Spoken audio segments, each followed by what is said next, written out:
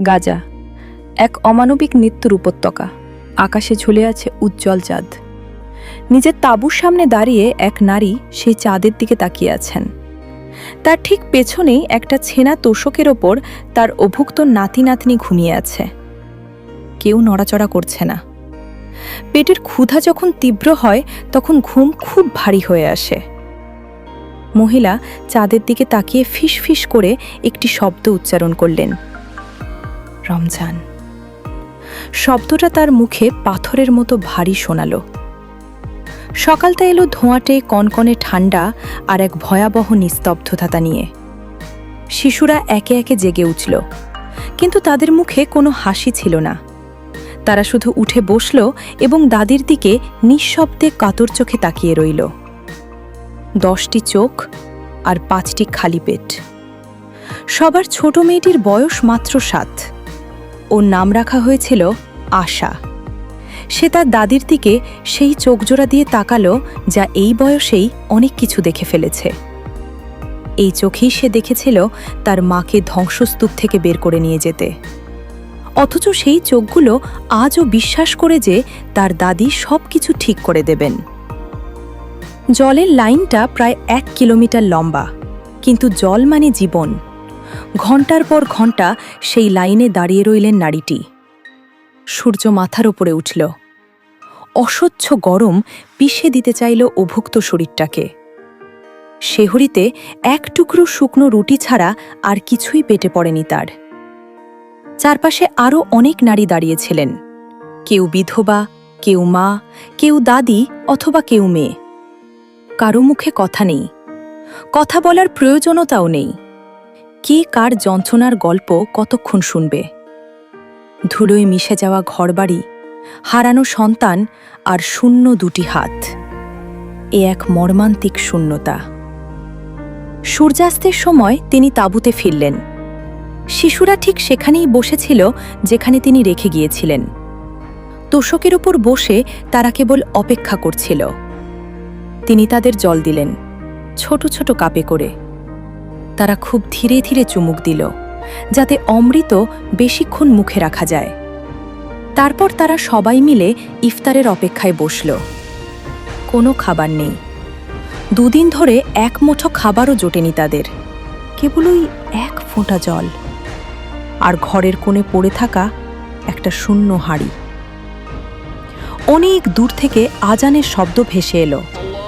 হয়তো কোনো ফোন বা ছোট স্পিকারে বাজছে, কিন্তু তবুও আজান তো আজান হয়। নারীটি হাত তুললেন। তিনি মোনাজাত করলেন। খাবারের জন্য নয়, জলের জন্য নয়, এমনকি করুণার জন্যও নয়। তিনি শক্তি চাইলেন। আগামীকাল সকালে এই 5টা কচি মুখ দেখার মতো শক্তি। ওই খালি হাড়িতে কিছু একটা জোগাড় করার শক্তি। আর যখন তার শখটুকু ফুরিয়ে যাবে, তখন আবারও উঠে দাঁড়ানোর শক্তি। হেরে গিয়েও হার না মানার শক্তি। আগেকার রমজানের কথা মনে পড়ল তার। ঘর ভর্তি মানুষ ছিল। দস্তরখান খাবারে উপচে পড়ত। তার ছেলের হাসি, মেয়ের সেই মিষ্টি মুখ, স্বামীর হাতের ওপর হাত রাখা, সব আজ ধুলোয় মিশে গেছে। সব আজ ধ্বংসস্তূপের নিচে চাপা পড়ে আছে, যেখানে তার হাত পৌঁছাবে না কোনোদিন। আর কেউ ফিরে আসবে না। তার সব গল্পের সমাপ্তি হয়েছে। এই রাত অনেক লম্বা। শিশুরা ঘুমিয়ে পড়েছে। নাড়ারিটি তাঁবুর মুখে বসে তার নাতির কুড়িয়ে আনা এক দুমড়ানো লণ্ঠন হাতে ধরে রইলেন। ওটা ঠিকমতো জ্বলে না। একবার টিমটিম করে জ্বলে তো আবার নিভে যায়। তিনি পুরো ক্যাম্পের দিকে তাকালেন। সার সার তাঁবু, হাজার হাজার মানুষ, হাজার হাজার খালি হাড়ি, আর হাজার হাজার শিশু যারা অভিযোগ করতেও ভুলে গেছে। কোথাও একটা শিশু কাঁদছে। তার টাকা, খাবার, পরিবার, ঘর কিছুই নেই। আছে কেবল 5টা শিশু এবং 1 খণ্ড ভূমির গল্প। এই স্বাভিমানের জেদ নিয়েই তাকে কাল সকালে জাগতে হবে।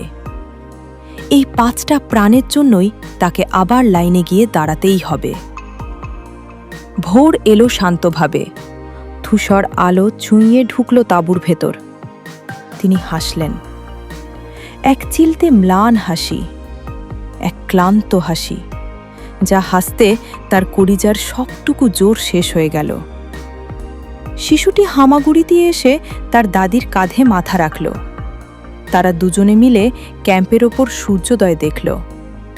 সেই সূর্যের আলো আছড়ে পড়ছে তাঁবুর ওপর, ধ্বংসস্তূপের ওপর, আর এক নতুন দিনের ক্ষুধার ওপর।